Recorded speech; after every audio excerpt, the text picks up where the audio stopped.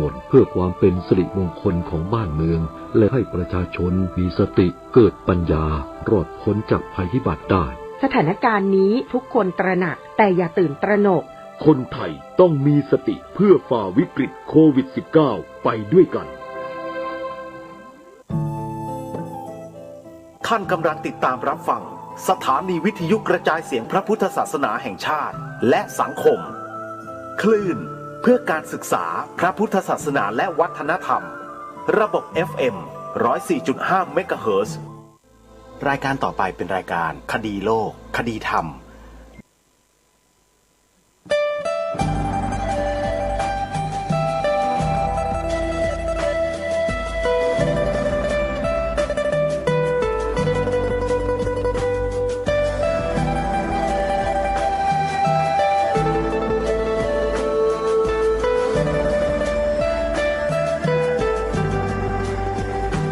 กล้าคิด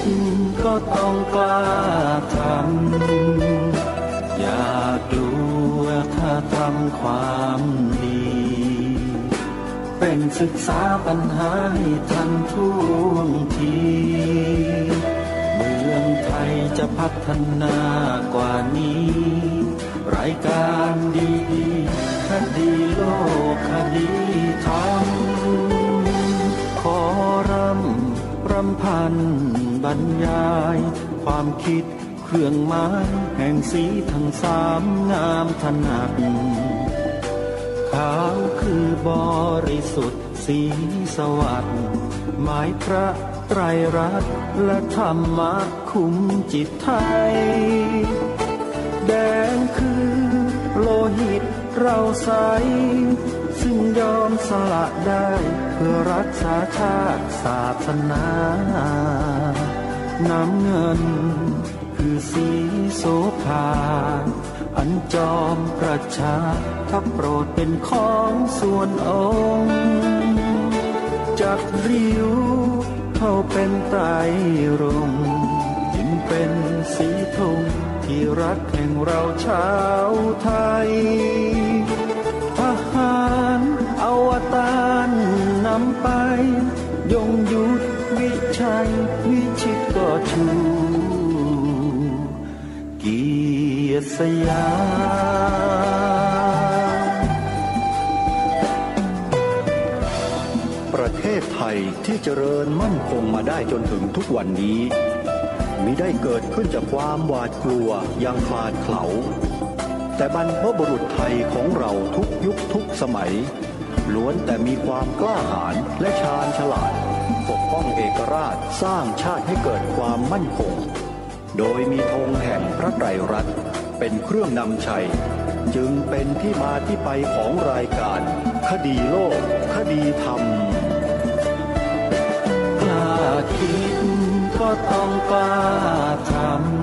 ำอย่ากลัวถ้าทำความดีเร่งศึกษาปัญหาให้ทันท่วงทีเมืองไทยจะพัฒนากว่านี้รายการดีๆคดีโลกคดีธรรมรายการดีๆคดีโลกคดีธรรม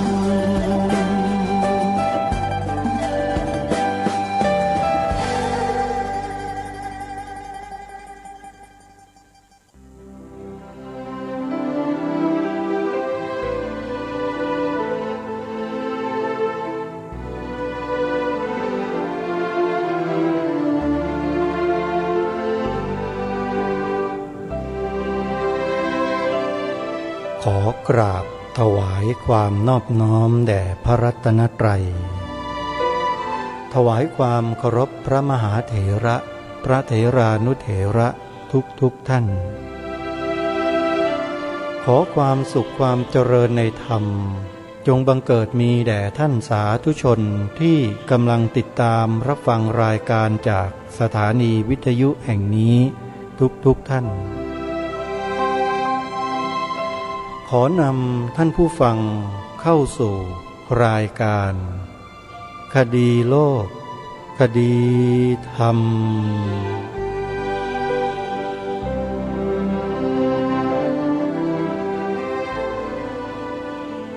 บกันวันนี้วันแรม15 ค่ำเดือน 8วันนี้ตรงกับวันศุกร์ที่ 9 กรกฎาคมพระพุทธศักราช 2564 รายการคดีโลกคดีธรรมมาพบกับท่านผู้ฟังเป็นปกติทุกวันจันทร์ถึงวันศุกร์และวันเสาร์อาทิตย์ทางสถานีวิทยุแห่งนี้ท่านผู้ฟังสามารถดาวน์โหลดแอปพลิเคชันเพื่อติดตามรับฟังรายการนี้ได้เป็นประจำทุกวันพร้อมกับรายการธรรมะสาระดีๆอีกเป็นจำนวนมากตลอด24ชั่วโมงแอปพลิเคชันนี้ชื่อว่าสมาพันธ์สื่อวิทยุพระพุทธศาสนาอาเซียนสมาพันธ์สื่อวิทยุพระพุทธศาสนาอาเซียนรวบรวมสถานีวิทยุพระพุทธศาสนาแห่งชาติไว้ด้วยกันท่านที่สามารถดาวน์โหลดไว้ในโทรศัพท์มือถือสำเร็จเท่ากับว่าท่านมีสถานีวิทยุพระพุทธศาสนาแห่งชาติหลายๆสถานีอยู่ด้วยกันท่านจะได้รับประโยชน์จากการเผยแผ่พระพุทธศาสนาผ่านสื่อออนไลน์เมื่อท่านได้สดับรับฟังศึกษาเรียนรู้แล้วความรู้ต่างๆก็จะเกิดขึ้นเป็นประโยชน์ต่อชีวิตของเราและผู้อื่นตลอดจนถึงสังคมประเทศชาติบ้านเมืองของเราด้วยจึงขอเรียนเชิญเจริญพรทุกท่านได้มีส่วนร่วมแนะนำบอกต่อให้ผู้อื่นได้ดาวน์โหลดแอปพลิเคชันนี้โดยทั่วถึงกันได้บุญทุกคนช่วงนี้รายการคดีโลกคดีธรรมได้นำเทปบันทึกเสียงการถามตอบปัญหาในตำราพระพุทธศาสนาโบราณตำราหนึ่งคือมิลินทปัญหาผู้ถามเป็นรองศาสตราจารย์ผู้ตอบเป็นพระสงฆ์มหาปรริญญามีความรู้มีความเชี่ยวชาญชำนาญในบาลีภาษามีความเข้าใจในหลักคำสอนขององค์สมเด็จพระสัมมาสัมพุทธเจ้าที่ดีรูปหนึ่งของเมืองไทยของเราซึ่งเมื่อวานนี้เราได้สดับรับฟังมาช่วงหนึ่งก็คงเป็นที่ประจักษ์ชัดว่าคำตอบของท่านนั้นหายสงสัยในเรื่องของคำถามวันนี้เดี๋ยวเราจะมาฟังกันต่อว่าท่านจะถามตอบเรื่องอะไรกันต่อไปในมิลินทปัญหาเพื่อไม่ให้เป็นการเสียเวลาเดี๋ยวเราไปติดตามรับฟังพร้อมๆกันได้ณบัดนี้เป็นเปรตแต่มีวิมานกลางวันเสวยทุกข์กลางคืนเสวยสุขหรือกลางวันเสวยสุขกลางคืนเสวยทุกข์นะซึ่งในเคสนี้กรณีนี้เรื่องของพระเทวทัตและก็เรื่องสังคมปัจจุบันพระเทวทัตเข้าไปหาพระเจ้าศัตรูกยุโยงจนเป็นพรรคพวกตัวเองพระเจ้าศัตรูทำบุญไหมทำบุญแต่ก่อนจะมาทำบุญล่ะทำบาปข้อแรกคือปรงพระชนพระราชบิดาทำปิตุฆาตบาปครั้งที่สองล่ะคบพระเทวทัตทำลายพระพุทธเจ้านะอันนี้ก็คือบาปของพระเจ้าศัตรูและบุญล่ะสุดท้ายพระเจ้าศัตรูก็กลับใจมานับถือพระพุทธเจ้ายิ่งใหญ่แล้วก็มาเป็นประธานทำสังฆนาครั้งที่หนึ่งนะและบุญนี้ยิ่งใหญ่ไหมยิ่งใหญ่แต่พอดีพระเจ้าศัตรูเนี่ยเนื่องจากว่ากลับใจแล้วก็ไม่หนักเหมือนพระเทวทัตพระเจ้าศัตรูไม่ลงถึงอเวจีลงแค่สังฆาตนรกนะแต่พระเทวทัตเนี่ยโน่นเลยมีสองอนันตริยกรรมคือสังฆเพศแล้วก็โลหิตตุบาทเพราะฉะนั้นพระเทวทัตก็ลงดิ่งอเวจีอย่างเดียวแต่พระเจ้าศัตรูเนี่ยยังลงไม่ถึงตรงนั้นแต่สุดท้ายทั้งสองท่านนี้กลับมาเป็นมนุษย์อีกแล้วก็ได้บรรลุเป็นพระปัจเจกพุทธเจ้าเหมือนกันเจริญพรสาธุนะครับ ตัดมาที่จอนิดหนึ่งนะครับอันนี้เป็นภาพที่ครูเหมเวสกรวาดตอนพระเทวทัตทุตนอานิสุขนะครับส่วนอันนี้เป็นภาพฝาผนังจิตรกรรมฝาผนังที่วัดระฆังโคสิตารามนี่เป็นภาพพระเทวทัตตอนเสวยทุกข์อยู่ในอเวจีมหานรกในคัมภีร์บอกว่าศีรษะเนี่ยติดพื้นข้างบนนะครับในอเวจี แขนขาถูกฝังหมดแล้วก็มีเหล็ก3 อันนะครับเสียบทะลุล่างอันนี้วาดแค่2นะตกไปอันหนึ่งส่วนมีคนถือชฎาฮะใส่ชฎาอยู่ข้างๆพระเทวทัตใครเอ่ยบัดดี้ของท่านนะครับเจ้าชาติศัตรูนะครับนะแต่ศิลปินเขาก็วาดให้อยู่ในภูมิใกล้ๆกันจริงๆพระเจ้าชาติศัตรูอย่างที่พระอาจารย์บอกนะฮะไปตกนรกบริวารของอเวจีนะฮะอยู่ 60,000 มหากรัปมั้งครับถ้าจำไม่ผิดพระอาจารย์ไหนๆพระอาจารย์พูดถึง2ท่านนี้ละทีนี้ถ้าเราชอบว่าใครว่าไอ้เนี่ยเป็นเทวทัตกับชาติมาเกิดเท่ากับเราว่าพระปัจเจกพุทธเจ้าไหมครับพระอาจารย์ก็ใช่อ้าวแล้วครับ เอาอย่างนี้ต่อไปห้ามด่าพระเทวทัตกับพระเจ้าชาติศัตรูเนาะเพราะเท่ากับ2ท่านนี้เป็นแคนดิเดตที่จะเป็นพระปัจเจกพุทธเจ้าเนาะระวังนะครับใช่จริงๆ2ท่านนี้มีคติแน่นอนแล้วคือจะได้บรรลุแต่เราอ่ะยังมีคติไม่แน่นอนเลยเราไม่รู้จะไปถึงไหนเรายังไม่ได้รับพยากรณ์ว่าจะได้บรรลุแต่พระเทวทัตและพระเจ้าศัตรูพอพ้นจากนรกมาเป็นมนุษย์จะได้บรรลุเป็นพระปัจเจกพุทธเจ้าชัวร์ใครรู้ตัวขอขมาด่วนนะครับ2ท่านนี้ไปว่าเขาบ่อยๆเนาะเนี่ยเลวเหมือนเทวทัตเลยอย่างเงี้ยเทวทัตกับชาติมาเกิดไม่ระวังนะครับเท่ากับกล่าวตู่พระอริยะเนาะอาจารย์บอกแล้วยังจะไม่เป็นพระอริยะว่าที่โอเคครับสรุปว่าไม่ควรว่าใช่ไหมครับไม่ควรว่าโอเคนะครับจริงๆเนี่ยจะว่าใครก็ตามจะดีไม่ดีก็ตามมันเป็นไรวจีทุจริตเป็นปิสุณวาจาเจริญพรครับผมพอดีผมเจอบ่อยครับเวลาไปออกสื่อต่างๆชอบมีคนมาอวยพรในคอมเมนต์ว่าผมเป็นพวกพระเทวทัตกับชาติมาเกิดมาทำลายศาสนาพุทธผมก็ถ้าเป็นเทวทัตก็ดีเนาะอย่างน้อยก็บรรลุเป็นพระปัจเจกอะก็เลยสาธุไปนะครับเวลาคนมาว่านะครับคำถามต่อไปนะครับเมื่อกี้เหมือนพระคุณเจ้าชุดที่แล้วพูดไปแล้วนะครับก็เรามาเน้นย้ำอีกทีแล้วกันนะครับว่าสรุปแล้วอายุพุทธศาสนาเนี่ยยาวนานแค่ไหนนะครับในคัมภีร์ก็พูดเป็นหลายในนะครับในระดับชั้นบาลีจริงๆเนี่ยพูดว่าแค่500 ปีนะฮะซึ่งในอรรถกถาท่านได้แก้ว่าพระพุทธเจ้าเนี่ยมุ่งหมายเอาพระอรหันต์ที่มีปฏิสัมภิทาญาณนะครับแต่ว่าเป็นว่าโดยสรุปแล้วกันเราก็จะคุ้นเคยกับว่าอายุพระศาสนาจะอยู่ 5,000 ปีถูกไหมครับแต่ในอีกที่หนึ่งที่พระเจ้าตรัสกับท่านสุภัททะบริพาชกก่อนปรินิพพานก็เป็นประโยคที่เราชอบมาอ้างกันบ่อยๆว่าถ้าตราบใดที่กุลบุตรกุลธิดานะฮะยังปฏิบัติดีปฏิบัติชอบปฏิบัติอริยมรรคมีองค์8ตราบนั้นโลกจะไม่ว่างจากพระอรหันต์สรุปคือถ้าปฏิบัติไปเรื่อยๆอายุพระศาสนาจะเกิน 5,000 ปีไหมครับอาจารย์หรือว่ายังไงครับอาจารย์ช่วยอธิบายคำถามนี้ครับเจริญพรจริงๆแล้วพระพุทธเจ้าเนี่ยเลือกมาอุบัติในมนุษย์ในช่วงที่อายุมนุษย์น้อยที่สุดคือ100 ปี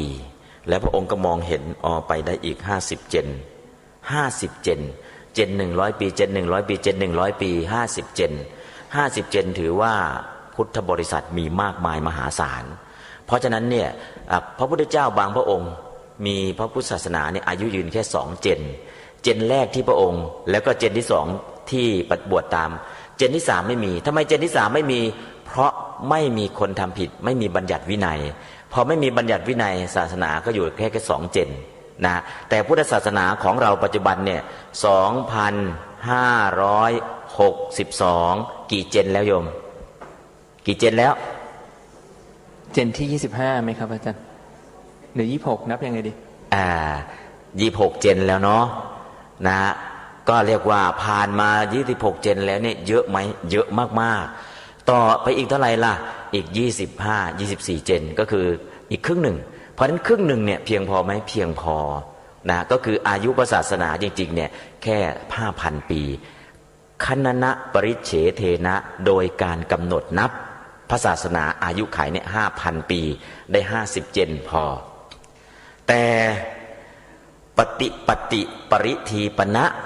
โดยการกำหนดการปฏิบัติใน 5,000 ปีเนี่ยถ้าคนมีศรัทธาเต็มเปี่ยมศึกษาเต็มที่ปฏิบัติเต็มที่ให้ทานรักษาศีลเจริญภาวนาถือธุดงค์เจริญสมถะเจริญวิปัสสนาก็มีสิทธิ์บรรลุเป็นพระอรหันต์ได้ตลอดเวลาคือถ้าคนเรียนแล้วก็ปฏิบัตินะแต่ณปัจจุบันเนี่ยคนเรียนเท่าไหร่คนปฏิบัติเท่าไหร่คนสนใจเท่าไหร่เอาตรงนี้มาดูตอนนี้มันก็ลดลงแต่คนที่สนใจล่ะตอนนี้ยังมีพระสงฆ์พระไตรปิฎกอยู่ไหมมีแล้วคนที่ไม่รู้จักพระไตรปิฎกจะมีอยู่ไหมมีแล้วระหว่างพุทธพันธุ์แท้กับพุทธตามสัมมโนครัวมีอยู่ไหมมีโยมพุทธพันธุ์แท้แบบไหนพุทธตามสัมมโนครัวแบบไหนพอรู้จักไหมพุทธพันธุ์แท้คือเดี๋ยวจะ ไล่เจนเดี๋ยวไล่5พุทธประเภทพุทธสูงสุดสัมมาสัมพุทธะรู้อริยสัจ4ได้โดยตรงและสามารถสอนผู้อื่นให้รู้แจ้งตามได้ด้วย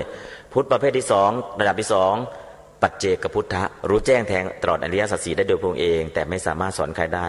พุทธะประเภทที่3อนุพุทธะพระอรหันต์ที่รู้แจ้งแทงตลอดอริยสัจ4ตามองค์พระสัมมาสัมพุทธเจ้าและสามารถสอนผู้อื่นให้รู้แจ้งตามด้วย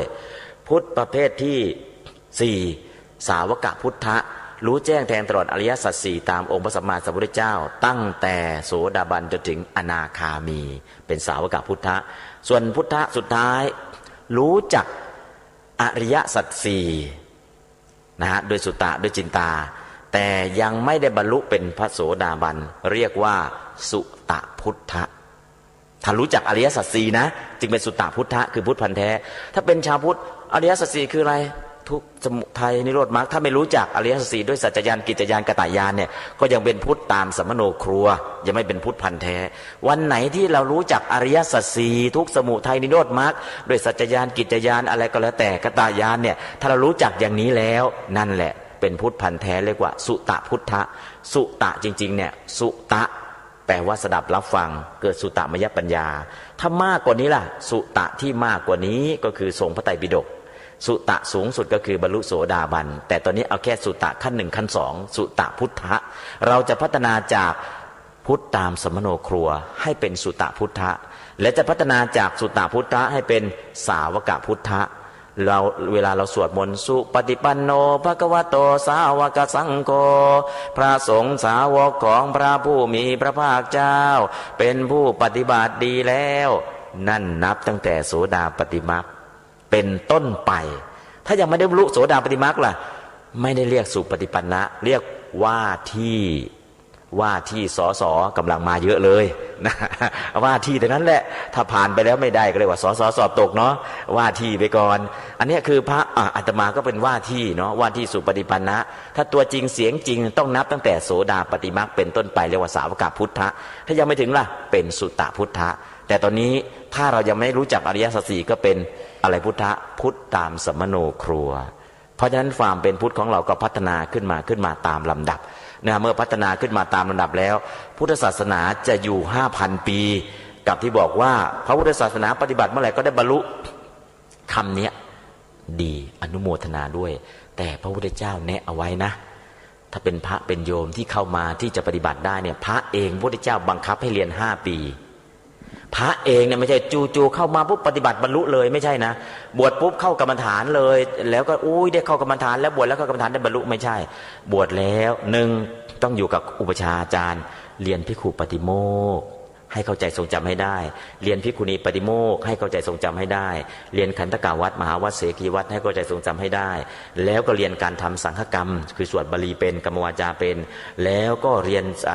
สมถกรรมฐานวิปัสสนากรรมฐานคืออภิธรรมสังหา9 ปริเฉทแล้วก็เรียนรู้และทรงจำพระสูตร4 ภานวาระคือมนต์พิธีฉบับหลวง29 สูตรนั่นแหละแล้วก็มีพรรษาครบ5ถ้ามีคุณสมบัติ7 อย่างนี้ครบพ้นนิสัยออกไปปฏิบัติได้อันนี้คือปูพื้นฐานปริยัติและปฏิบัติปูตั้งแต่ไหนตั้งแต่อยู่ในโบสถ์โยมอยู่ในโบสถ์ให้เรียนรู้ปริยัติ8 อย่างให้เรียนรู้ปฏิบัติ5 อย่างเรียนรู้ปริยัติ8 อย่างคือนิสัย4อกรณียกิจ4คือให้เรียนรู้ในโบสถ์เลยแล้วก็ในโบสถ์ให้เรียนกรรมฐานด้วย5 อย่างพระอุปชฌาย์ก็จะบอกว่าตามเกสาโลมานะขาทันตาตะโจทันตานะขาโลมาเกสาโลมานะขาทันตาตะโจแต่จริงๆเนี่ยคือนี่คือกรรมฐานโดยย่อไอ้เกสาโลมานะขาทันตาตะโจไอ้แค่5 คำเนี่ยต้องเรียนนานปฏิบัตินานขนาดไหนตามหลักแล้วเนี่ยเกสาโลมานะขาทันตาตะโจทันตานะขาโลมาเนี่ย2 เดือนครึ่งและหลังจากนั้นเกสาผมทั้งหลายโลมาขนทั้งหลายนะขาเล็บทั้งหลายทันตาฟันทั้งหลายตะโจหนังทั้งพื้นเอาคำแปลอีก2 เดือนครึ่งต่อไปเกสาผมทั้งหลายมีสีอย่างนี้มีสีดำสีขาวเป็นต้นมีกลิ่นอย่างนี้กลิ่นเหม็นกลิ่นหอมเป็นต้นมีสันฐานอย่างนี้สันฐานแตกปลายเป็นต้นมีที่เกิดอย่างนี้ที่เกิดที่หนังศีรษะมีขอบเขตอย่างนี้มีขอบเขตตั้งแต่เนี่ยขอบจนถึงศีรษะเนี่ยแล้วก็มีความเป็นของปฏิกูลอย่างนี้คือถ้าหลุดล่วงลงในไปภาชนะก็จะเห็นว่ามันปฏิกูลน่าเกลียดสุดๆพิจารณาผมขนเล็บฟันโดยสีโดยกลิ่นโดยสันฐานโดยที่เกิดโดยความ เป็นของปฏิกูลอีกอย่างละ2 เดือน2 เดือน2 เดือนครึ่งแค่เกสาโลมานะขาทันตาตะโจเนี่ยอย่างน้อย6 เดือนอันนั้นคือมีกำหนดกฎเกณฑ์ไว้เลยคือฝึกตรงนี้แหละคืออันนี้คือในส่วนของปฏิบัติส่วนปริยัติล่ะปริยัติให้เรียนในโบสถ์เนี่ยคือเรียนปราชิก4 ข้อกับการเอาชีวิตรอด4 อย่างของพระพอออกนอกโบสถ์ปุ๊บวินัยต้องเรียนต่อเลยสังฆาทิเศษ13ต้องเรียนต่ออันนั้นต้องเรียนต่อกรรมฐานตัวนี้ก็ต้องเรียนต่อเพราะฉะนั้นเนี่ยอายุศาสนาของพระพุทธเจ้าที่จะยืนอยู่ได้ปริยัติปฏิบัติเป็น2คือทางดำเนินดุจจะคลองให้ล่วงลู่ปองยังโลกอุดรโดยตรงคือปริยัติตอนนี้อาพาธปฏิบัติอาเพศปฏิเวทอาภัพจบเลย แล้วมันจะไปอยู่ได้ยังไงล่ะ5,000 ปีเจริญพรสาธุครับเลยไม่กล้าถามต่อแล้วปริยัติอะไรนะครับอาจารย์อาภัพปริยัติอาพาธตอนนี้กำลังจะปฏิรูปปริยัติแต่ไปไม่ถึงพระไตรปิฎกคือปริยัติอาพาธปฏิบัติอาเพศคือไม่รู้รูปไม่รู้นามไม่รู้สมมุติไม่รู้บัญญัติแต่ลงมือปฏิบัติปฏิเวทก็เลยอาภัพมี18 อย่างตอนนี้ไปไม่ได้สักอย่างหนึ่งเจริญพรสาธุครับจริงๆมีคำถามอยากแทรกนะแต่ไม่เอาแล้วครับฟังแล้วจิตตกแล้วผ่านไปดีกว่าได้คำตอบแล้วนะครับก็ถ้าปฏิบัติดีปฏิบัติชอบพระศาสนาก็อยู่ได้นะครับแต่ว่าอย่างไรก็อยู่ในระยะเวลาประมาณ 5,000 ปีโดยประมาณนะครับเรามีคำถามอีกเยอะเลยเดี๋ยวไปไม่ถึงคำถามอื่นนะครับมีครั้งหนึ่งพุทธเจ้าตรัสกับพระอานนท์ใช่ไหมฮะในมหาปรินิพพานสูตรนะครับท่านก็บอกว่าท่านก็ทิ้งนัยยะไว้ให้พระอานนท์ใช่ไหมฮะจริงๆกะจะให้พระอานนท์ทูลขออาราธนาให้อยู่ทรงพระชนอยู่ต่อเจ้าก็ตรัสว่าอิทธิบาท4เนี่ยใครที่เจริญแล้วใช่ไหมฮะทำให้ตั้งมั่นดีแล้วเป็นดุจยานเนี่ยเมื่อปรารถนาก็สามารถมีชีวิตอยู่ตลอดกาลหรือเกินกว่านั้นได้ใช่ไหมครับเจริญพรก็พระพุทธเจ้าก็จะตรัสบ่อยว่าก็เราตถาคตเนี่ยเจริญอิทธิบาท4ให้มั่นคงดุจยานแล้วเป็นไปด้วยดีแล้วเมื่อปรารถนาก็อยู่ได้ตลอดกาลหรือเกินกว่านั้นทีนี้คำถามก็คือก็เมื่อพระเจ้าเจริญอิทธิบาท4อยู่แล้วมีอายุมากอยู่แล้วทำไมยังทรงปรงพระชนมายุสังขารและบอกพระอานนท์ว่าอีก3 เดือนตถาคตจะปรินิพพานก็ทำไมไม่ทรงเจริญก็ในเมื่อทรงเจริญอยู่แล้วก็อยู่ต่อเลยก็ได้นะครับอาจารย์อยากให้พระอาจารย์ช่วยคลี่คลายปัญหานี้ครับเจริญพรจริงๆนะประเด็นแรกเลยพอบอกว่าอยู่ตลอดกับถ้าอยู่ตลอดกับเราก็เจอแน่เลยนะพระอานนท์ทำไมไม่นิมนต์เนาะเราจะได้เจอ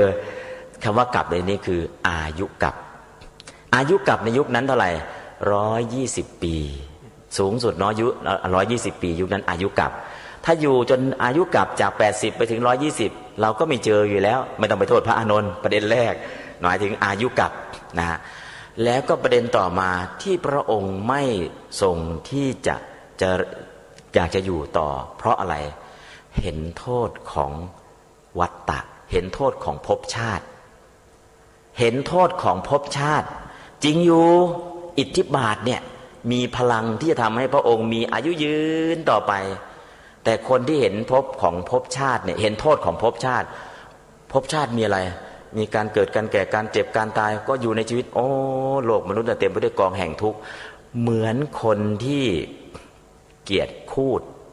อุจจาระก็แล้วกันเนาะบางทีคูดไม่เข้าใจมันจะเปื้อนแล้วเดินไปมันจะเหยียบเท้าไหมเนี่ยเหยียบเท้า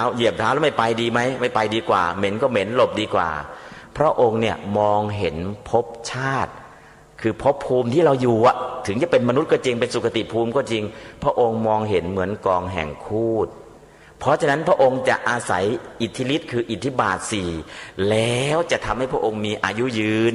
โดยที่อยู่ในภพชาตินี้ต่อไปนะพระองค์จะทำไหม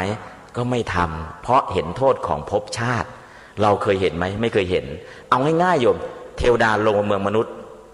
ทำไมไม่นั่งยืนทำไมจะบอกว่ายืนบอกว่ามีกิจก็จะรีบเสร็จจะรีบกลับเพราะเทวดาชั้นสูงนะแต่เทวดาชั้นต่ำไม่เป็นไรเทวดาชั้นสูงเนี่ยมาเมืองมนุษย์บอกว่าเหม็นมากเหม็นมนุษย์มากๆเหมือนคนเข้าห้องน้ำมีใครบ้างอยากจะนอนในห้องน้ำไม่มีเพราะห้องน้ำใช้เสร็จกดชักโครกเสร็จรีบออกเลยโอ้ยกดชักโครกแล้วสบายเหลือเกินไม่มีนะฉันใดก็ฉันนั้นเทวดาที่มาเมืองมนุษย์เนี่ยพอทำกิจเสร็จเนี่ยอยากจะรีบกลับเพราะนั้นมาเฝ้าพระพุทธเจ้าก็ยืนเฝ้าพระพุทธเจ้ายิ่งกว่าเราอีกเพราะพระองค์หมดกิเลสแล้วมองเห็นภพชาติเนี่ยเหมือน ยิ่งกว่าห้องน้ำนะมองเห็นอะไรเหมือนโถส้วมขออภัย พระองค์มองเห็นภพชาติเหมือนเห็นโถส้วมแล้วพระองค์อยากจะอยู่ไหมล่ะไม่อยากอยู่ที่จะอยู่ได้คืออาศัยอะไรอาศัยอิทธิบาทและอาศัยอิทธิบาทแล้วเพื่อมาอยู่ในส้วมนี่น่ะไม่อยู่หรอกนะพระองค์มองเห็นภพชาติเป็นสิ่งปฏิกูลเป็นสิ่งที่ไม่น่าอยู่ไม่น่าเพราะพระองค์ละความยินดีพอใจในภพชาติได้เสียแล้วเพราะนั้นนี่คือประเด็นเนี้ยที่เราจะต้องเข้าใจทำไมพระองค์ไม่อยู่หนึ่งกิจก็ทำเสร็จแล้วสอง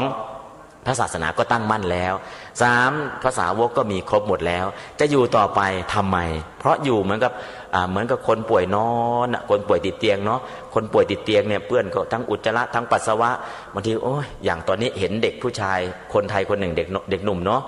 บอกว่าถ้าจะไปผ่าตัดก็จะเป็น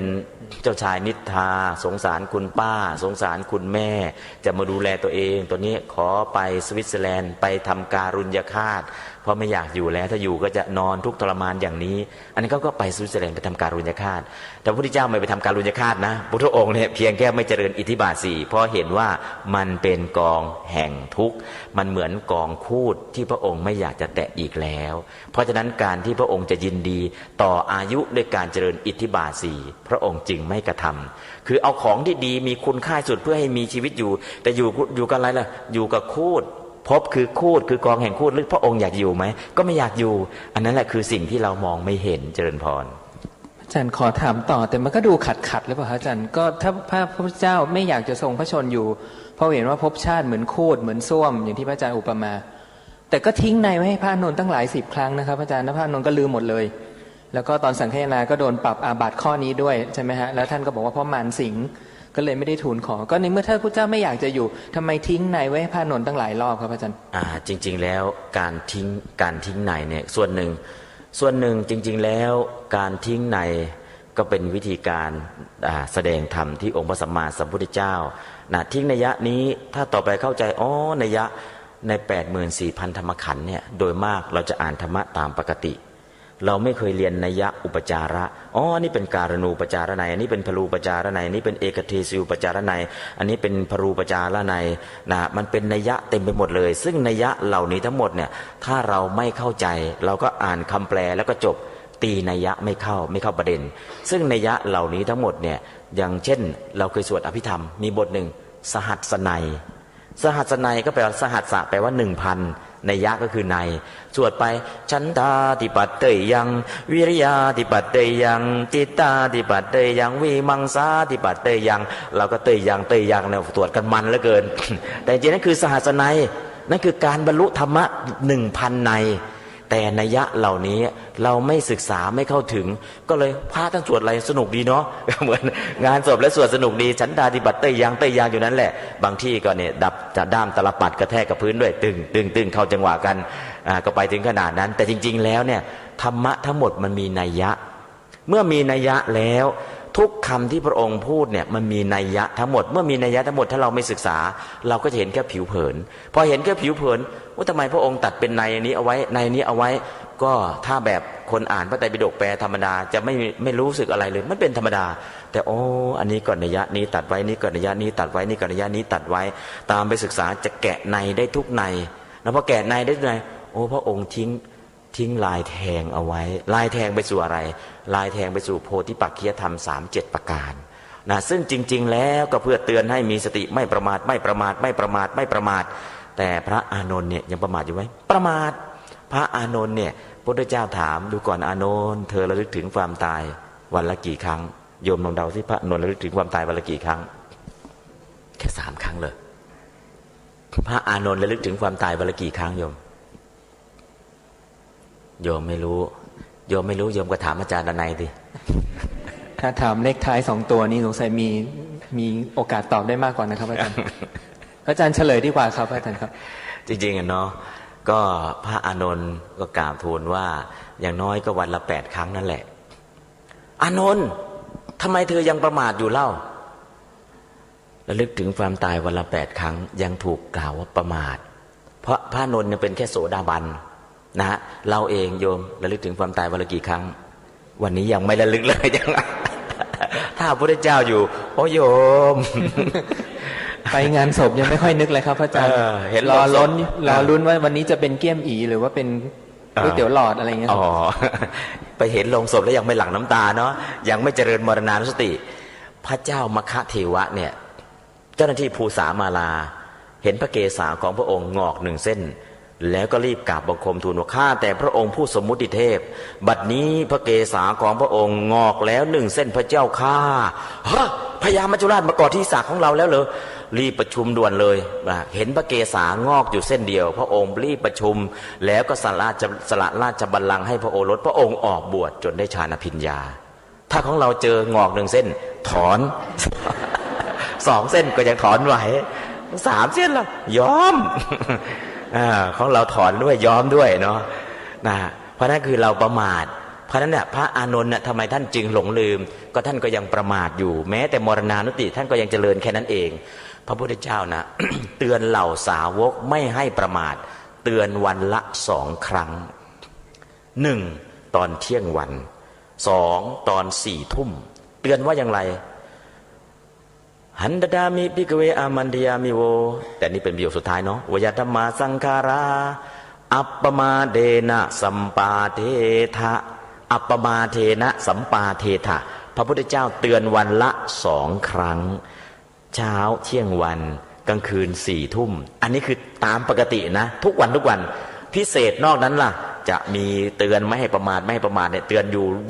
เรื่อยๆบ่อยๆอย่างเช่นอัปปมาโทอมตังปทังปมาโทมัจจุโนปทังอัปปมัตตานมียันติเยปมัตตายถามตาอันนี้ก็เทศบ่อยมาก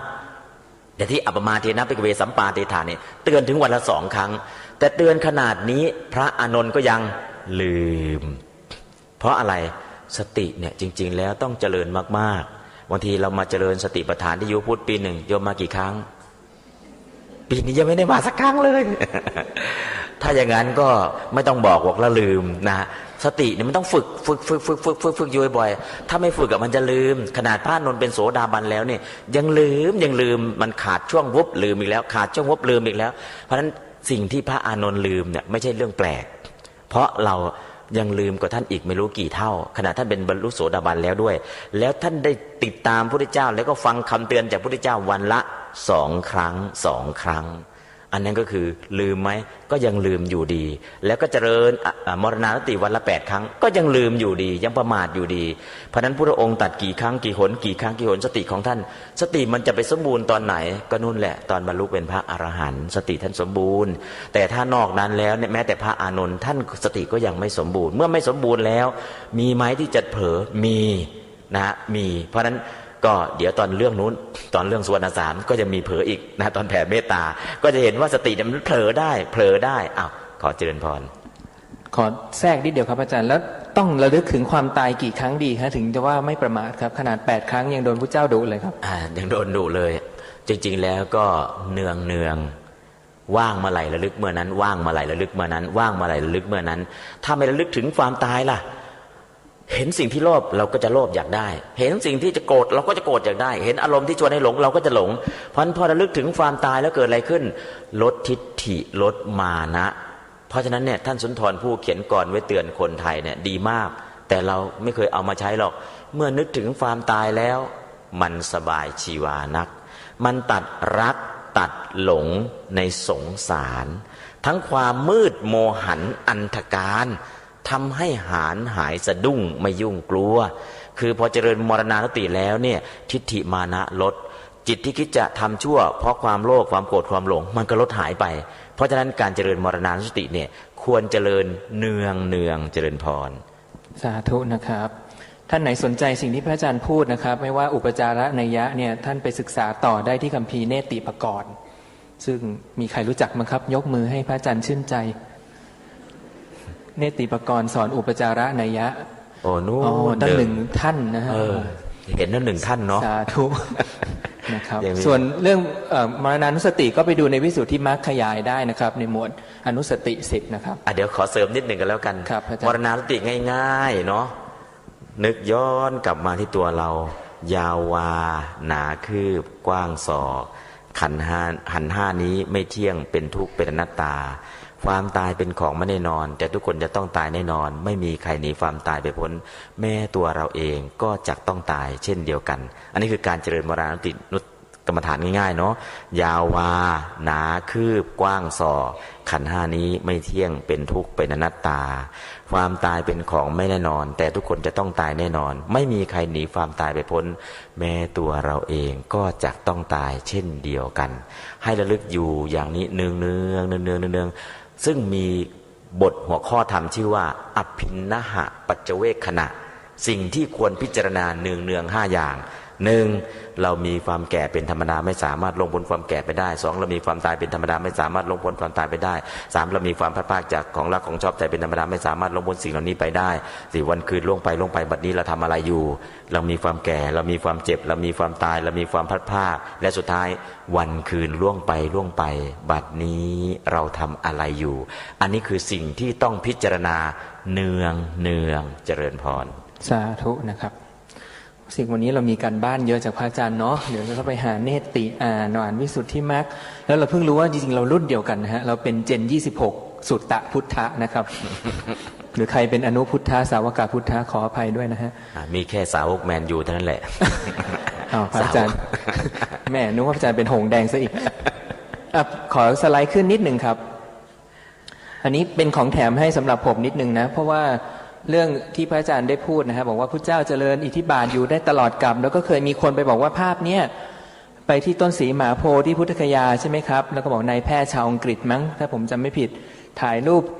เป็นพุทธลักษณะแบบนี้นะครับเมื่อก่อนผมก็เชื่อนะครับแล้วก็ก็พระเจ้าทนมีอภิญญามั้งตอนหลังพอศึกษามากขึ้นโลกมันโหดร้ายนะครับพอรู้ความจริงแล้วมันก็เลยอยู่ยากขึ้นนะครับจริงๆภาพที่ทุกท่านเห็นคุ้นเคยกันเนี่ยเป็นภาพวาดครับภาพต้นฉบับอยู่ทางขวามือของท่านนะฮะเป็นศิลปินชาวสเปนครับชื่อเอลควาโดชิเชโรนะฮะเขียนภาพนี้ตั้งแต่ปีพศ2459ถึง2464เขาใช้เวลาเขียนภาพนี้ประมาณ 5-6 ปีปัจจุบันภาพนี้อยู่ในมิวเซียมที่กรุงมาดริดประเทศสเปนถ้าใครมีโอกาสไปเยี่ยมชมก็ถ่ายรูปมานะครับแต่สังคมไทยเราเก่งฮะเราครอปภาพพระพุทธเจ้ามาภาพเดียวเนาะแล้วเราเปลี่ยนสีแล้วเราใส่ตำนานนิดนึงกลายเป็นของศักดิ์สิทธิ์วางขายทั่วท่าพระจันทร์และโต๊ะหมู่บูชาทั่วประเทศให้รู้ที่มานะครับอันนี้แถมให้นิดนึงหรืออีกภาพหนึ่งฮะก็ต่อเนื่องกับคำถามที่ถามพระอาจารย์ว่าอ้างกันว่าเจริญอิทธิบาทและอยู่ได้ตลอดกาลหลายท่านอาจจะเคยได้ยินว่ามีหลวงปู่เทพโลกอุดรใช่ไหมเจริญอิทธิบาทแล้วอยู่มาเป็นพันปีแล้วนะครับจริงปลอมไม่ทราบแต่ว่าภาพที่ทุกท่านเห็นแล้วตลาดพระท่าพระจันทร์ก็ดีวัดราชนัดดาก็ดีอ้างว่าเป็นหลวงปู่เทพโลกอุดรจริงๆเป็นภาพของพระใบดีกาพรหมนะฮะอินทสุวรรณโนรู้สึกถ้าจำไม่ผิดท่านเกิดในยุครัชกาลที่5หรือ6เนี่ยครับแต่ภาพท่านก็ถูกครอปไปฮะแต่งสีใหม่ใส่แบ็กกราวด์ข้างหลังเป็นถ้ำกลายเป็นหลวงปู่เทพโลกอุดรไปซะงั้นนะครับนั้นใครบูชาอยู่ที่บ้านก็จงรู้ไว้ว่าเราได้บูชาพระใบดีกาพรหมเป็นพระที่มีตัวตนในยุคสัก100 กว่าปีเองไม่ได้อยู่เป็นพันปีนะครับฉะนั้นอิทธิบาท4เจริญแล้วพระอาจารย์ก็ได้กรุณาขยายแล้วว่ามีอายุตลอดกับในที่นี้ไม่ใช่อยู่ชั่วกับชั่วกันอยู่แค่อายุไขในกับนั้นนะครับให้เข้าใจตรงนี้นะครับเดี๋ยวอาจารย์เสริมไปนิดหนึ่งครับผมตอนนี้มีพระเถระรูปหนึ่งอ้างตัวเองว่าเป็นหลวงปู่เทพโลกอุดรออกรายการตี2ถึงตี4ออกรายการตี2ถึงตี4เมื่อก่อนนี้พอดีอาตมาออกรายการเที่ยงคืนถึงตี2ครับพอจบรายการแล้วเนี่ยกำลังถามเลยพระอาจารย์ไม่ได้จำวัดเลยครับเนี่ยพอหลังจากนั้นอาตมาก็ยังตอบปัญหาตามสายตอบแล้วก็มาเจอรายการตี2ต่อไปถึงตี4เนี่ยเป็นรายการหลวงปู่เทพโลกอุดรมาจากอำเภอนาแห้วนาแถวนู้นจังหวัดเลยแถวนู้นแหละก็ท่านบอกว่าท่านเป็นหลวงปู่เทพโลกอุดรแต่การนำเสนอซึ่งลองฟังดูแล้วไม่ใช่หลวงปู่เทพโลกอุดรหรอกท่านอ้างตัวท่านเองเพราะอะไรรายการทั้งรายการเนี่ยท่านขึ้นมาก็ด่าพระพุทธโฆษาจารย์บอกพุทธโฆษาจารย์สอนผิดปฏิบัติต้องอย่างโน้นปฏิบัติต้องอย่างนี้ฟังถ้าหลวงปู่เทพโลกอุดรจริงๆเนี่ยจะไม่ด่าปริยัติจะไม่ด่าพระที่ท่านมีความชำนาญอย่างนี้พอฟังแล้วแต่ท่านอ้างตัวท่านเองเนาะในรายการเนี่ยตี2เป็นต้นไปแต่ตอนนี้รายการนั้นตบาก็ไม่ได้ฟังแล้วมันดึกไปนะแต่ยังมีพระที่อ้างแบบนี้มีอยู่เจริญพร อันนี้เลยไม่สาธุนะครับเดี๋ยวเราไปแอบฟังกันนะครับ ท่านต้องไปแย่งกับท่านพระภัยดีกาพรหมด้วยนะว่าจะไปใครจะเป็นโลกอุดรกันแน่นะครับข้อต่อมาครับพระอาจารย์เรื่องสิกขาบทเล็กน้อยนะครับก็พระเจ้าก็ตรัสว่าตถาคตเนี่ยได้รู้จริงเห็นจริงซึ่งพระสัทธรรมแล้วจึงได้แสดงนะครับไม่รู้ไม่ใช่ว่าแสดงโดยไม่รู้นะฮะแต่ในอีกที่หนึ่งซึ่งก็เป็นประเด็นปัญหาด้วยว่าพระเจ้าก็ตรัสว่า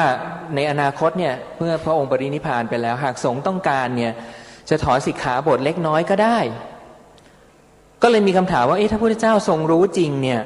ทำไมยังต้องบอกให้ตัดสิกขาบทที่พระองค์บัญญัติไว้ด้วยความรู้จริงเล่าหรือว่าที่บอกให้ตัดนี่แปลว่าบางข้อพระองค์รู้ไม่จริงหรือเปล่าพระอาจารย์กรุณาไขข้อข้องใจข้อนี้ด้วยครับจริงๆนะรู้จริงแต่เพื่อจะทดลองใจพระเถระจะทดลองไปภาษาวกดูว่าจริงๆแล้วเนี่ยภาษาวกต้องการที่จะถอดถอนหรืออะไรไหมนะฮะยกอุปมาพระเจ้าจักรพรรดิพระเจ้าจักรพรรดิเนี่ยก็คือครองทวีปทั้ง4ครองโลกทั้งใบ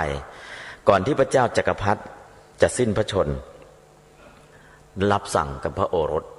ว่าลูกเอ๋ยประเทศนี้มันใหญ่มากมองไปทางไหนก็สุดขอบของมหาสมุทรทั้ง4เพราะนั้นเพื่อการปกครองง่ายๆตรงไหนที่เป็นประเทศชายแดนเนี่ยยกให้คนอื่นไปเถอะยกให้คนอื่นไปเถอะจะได้ปกครองง่ายๆสบายๆเอาแค่ประเทศเล็กนิดเดียวก็พออันนี้คือพระเจ้าจักรพรรดิเนี่ยได้สั่งกับพระโอรสองค์โตว่าอย่างนี้หลังจากนั้นพระราชโอรสองค์โตเนี่ยเมื่อพระเจ้าจักรพรรดิสวรรคตแล้วมีไหมที่จะยกประเทศน้อยประเทศเล็กๆอยู่ตรงนู้นตรงนี้ไปให้คนอื่นไม่มีแต่จะหาขึ้นมาเพิ่มหาขึ้นมาเพิ่มฉันใดก็ฉันนั้นทำไม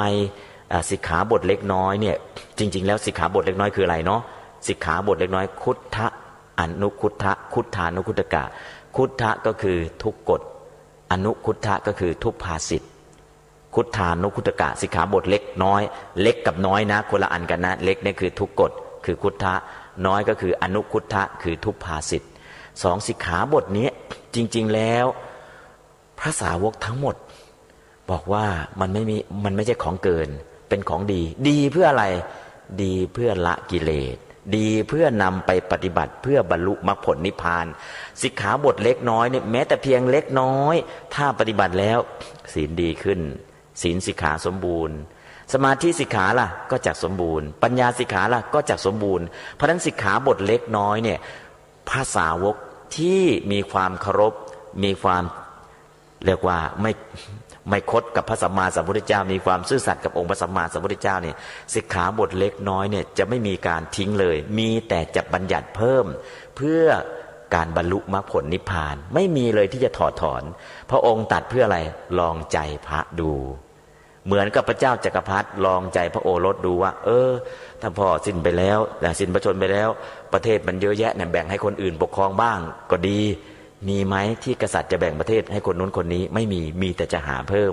อันนี้ก็เช่นเดียวกันเพราะฉะนั้นสิกขาบทเล็กน้อยที่พระพุทธเจ้าบอกให้ถอนนะบอกให้เลิกเพิกถอนเนี่ยจริงๆไม่ใช่ไม่รู้แต่ก็ลองใจดูว่าจะเพิกถอนไหมสรุปแล้วพระสงฆ์ไม่มีองค์ไหนเพิกถอนเลยเพราะอะไรเพราะเห็นว่าแม้แต่เพียงเล็กน้อยก็เป็นมรรคันตรายห้ามมรรคผลนิพพานคือเป็นอบัตทุกกฎก็ไม่มีสิทธิ์ได้บรรลุเพราะมันเป็นอันตรายต่อการบรรลุมรรคผลนิพพานเพราะฉะนั้นเนี่ยแม้แต่สิกขาบทเล็กน้อยถ้าเพิ่มขึ้นมาเพื่อให้ศีลบริสุทธิ์ถ้าศีลวิสุทธิเกิดจิตตวิสุทธิจะเกิดถ้าจิตตวิสุทธิเกิดทิฏฐิวิสุทธิเกิดถ้าทิฏฐิวิสุทธิเกิดกังขาวิตรณวิสุทธิก็จะเกิดวิสุทธิทั้ง7เนี่ยจะเกิดขึ้นตามลำดับโดยอาศัยศีลวิสุทธิเพราะฉะนั้นยิ่งศีลยิ่งดียิ่งกระชับเนี่ยก็เรียกว่าฐานยิ่งมั่นตึก100 ชั้นก็อยู่ได้ฐานไม่มั่นคงตึก10 ชั้นก็อยู่ไม่ได้เพราะฉะนั้นเนี่ยฐานคือศีลถ้ายิ่งมั่นคงยิ่งแข็งแรงสูงกว่าศีลคือสมาธิและปัญญาจะตั้งได้อยู่อย่างมั่นคงเพราะฉะนั้นพระสาวกไม่มีเลยที่คิดจะเพิกถอนสิกขาบทเล็กน้อยเพราะความเข้าใจพุทธประสงค์อย่างท่องแท้มีแต่สาวกที่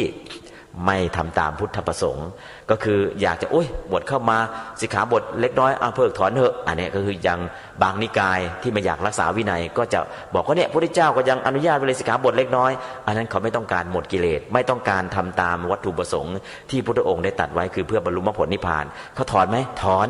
นะไม่ใช่เล็กน้อยนะตอนนี้ใหญ่ๆก็ถอนด้วย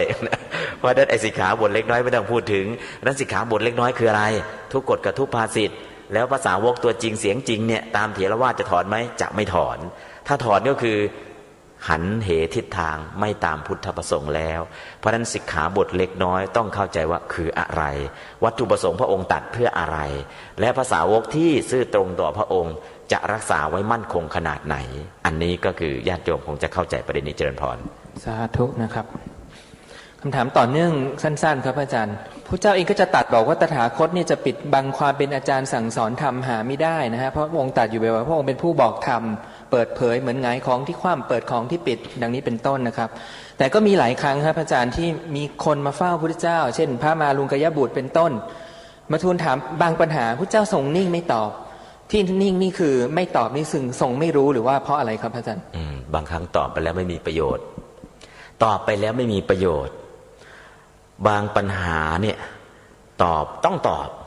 นะฮะบางปัญหาเรียกว่าเอกังสะพยากรณ์ตอบต้องตอบเลยบางอย่างเนี่ยต้องจำแนกแยกแยะแล้วก็ตอบวิพัชชพยากรณ์บางอย่างเนี่ยต้องถามย้อนกลับปฏิปุจฉาพยากรณ์แต่ปัญหาบางอย่างไม่ต้องตอบเรียกว่าทัปปนานะก็คือตั้งเอาไว้อย่างนั้นแหละไม่ตอบทำไมจึงไม่ตอบเพราะไม่มีประโยชน์เพื่อ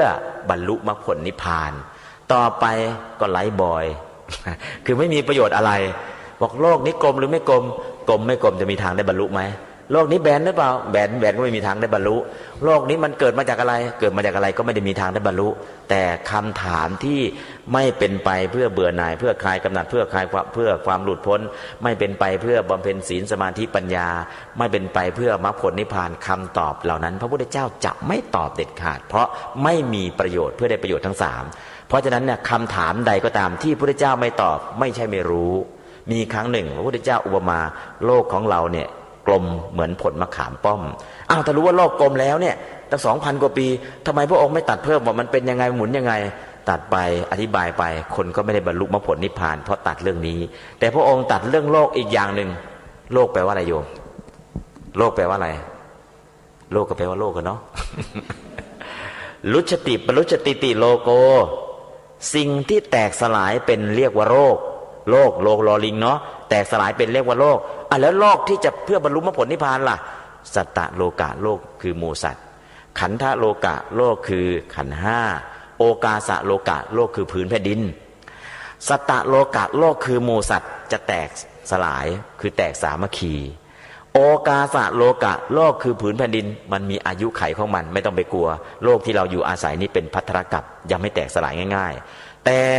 ที่แตกง่ายสลายเร็วแล้วเราก็ไม่เข้าใจว่ามันคืออะไรคือขันธโลกะโลกคือขันธ์ห้าหรือสังขารโลกเดินสะดุดหกล้มปุ๊บหัวเข่าแตกแล้วโยมเป็นไรเข่าแตกหัวเข่าแตกเป็นไรล่ะเดินสะดุดหกล้มโยมโลกโยมแตกแล้วโรคอะไรโรคส่วนตัวโลกส่วนตัวเรียกว่าขันธโลกะโลกคือขันธ์ห้าแตกง่ายสลายเร็วแต่เราไม่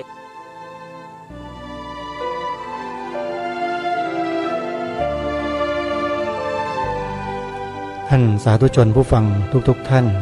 น่าเสียดายเวลาของรายการของเราหมดลงเสียก่อนเดี๋ยววันพรุ่งนี้เรามาติดตามรับฟังกันต่อท่านพระอาจารย์มหาประนอมธรรมลังการโรกำลังตอบคำถามพิธีกรผู้ซักไซ้ไร่เรียงในเรื่องราวต่างๆซึ่งทำให้เรานั้นได้รับคำตอบที่มีข้อสงสัยอยู่ในใจหลายประเด็นหลายประการทีเดียวเดี๋ยววันพรุ่งนี้เรามาติดตามรับฟังกันต่อสำหรับวันนี้เวลาของรายการหมดลงแล้วอาตมาภาพต้องขอสมมุติยุติรายการไว้แต่เพียงเท่านี้พบกันใหม่ในวันต่อไปขอความสุขสวัสดีในธรรมแห่งองค์สมเด็จพระบรมศาสดาสัมมาสัมพุทธเจ้า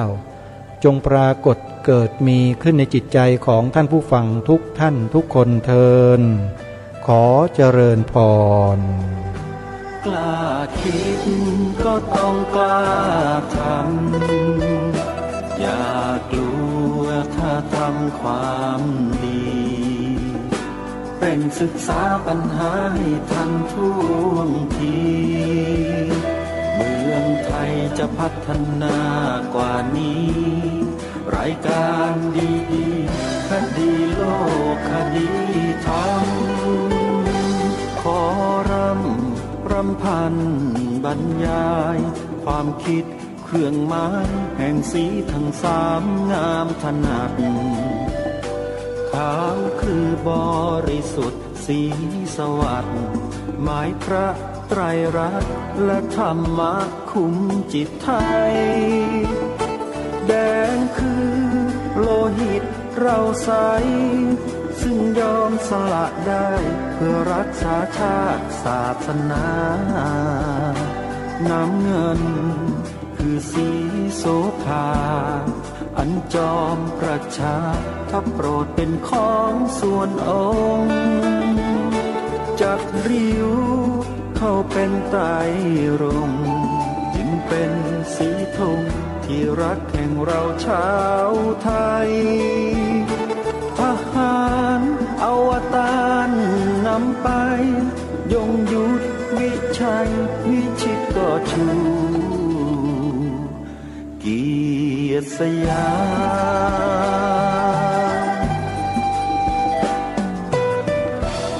ประเทศไทยที่เจริญมั่นคงมาได้จนถึงทุกวันนี้มิได้เกิดขึ้นจากความหวาดกลัวอย่างคลาดเขลาแต่บรรพบุรุษไทยของเราทุกยุคทุกสมัยล้วนแต่มีความกล้าหาญและชาญฉลาดปกป้องเอกราชสร้างชาติให้เกิดความมั่นคงโดยมีธงแห่งพระไตรรัตน์เป็นเครื่องนำชัยจึงเป็นที่มาที่ไปของรายการคดีโลกคดีธรรมกล้าคิดก็ต้องกล้าทำอย่ากลัวถ้าทำความดี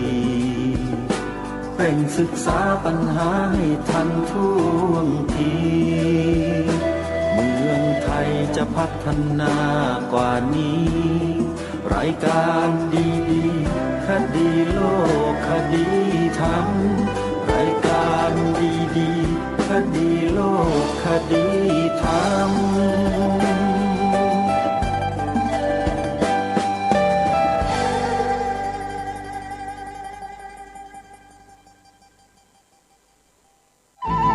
ที่จบไปแล้วนั้นเป็นรายการคดีโลกคดีธรรมดำเนินรายการโดยพระครูปลัดณรงค์ฤทธิ์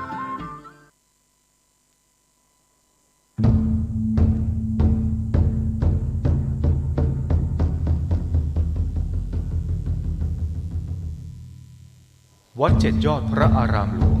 ขอเชิญร่วมบุญใหญ่ครั้งประวัติศาสตร์กับการบูรณะโบราณสถานที่มีอายุเก่าแก่กว่า500ปีเป็นวัดที่พระเจ้าติโลกราชกษัตริย์ล้านนาแห่งราชวงศ์มังรายทรงสร้างขึ้นและยังเป็นสถานที่สำคัญในการทำสังคายนาพระไตรปิฎกครั้งที่8ของโลกซึ่งการบูรณะในครั้งนี้วัดเจ็ดยอดพระอารามหลวงร่วมกับสำนักศิลปากรที่7เชียงใหม่กรมศิลปากรได้จัดให้มีการบูรณะโบราณสถานทั่วบริเวณวัดกว่า9จุด12รายการจึงขอเชิญชวนพุทธศาสนิกชนผู้มีจิตศรัทธาทุกท่านมาร่วมบุญใหญ่ครั้งประวัติศาสตร์ซึ่งโอกาสบุญในครั้งนี้500ปีจะมีเพียงครั้งเดียวโดยสามารถร่วมบุญได้ที่บัญชีวัดเจ็ดยอดพระอารามหลวงเพื่อการบูรณะโบราณสถานเลขที่บัญชี839-222-7594 ธนาคารไทยพาณิชย์สาขานิมมานเหมินหรือติดต่อสอบถามเพิ่มเติมได้ที่ Facebook วัดเจ็ดยอดพระอารามหลวงโทร 089-261-3849 และ 0878630155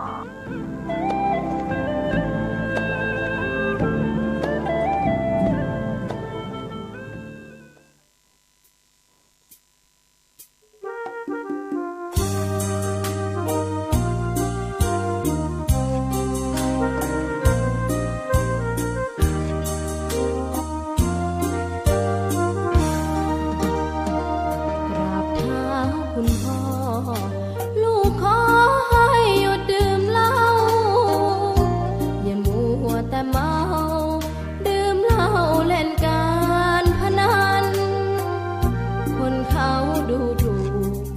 กว่าพ่อขี้เกียจทำงานชาวบ้านรังเกียจเดียฉัน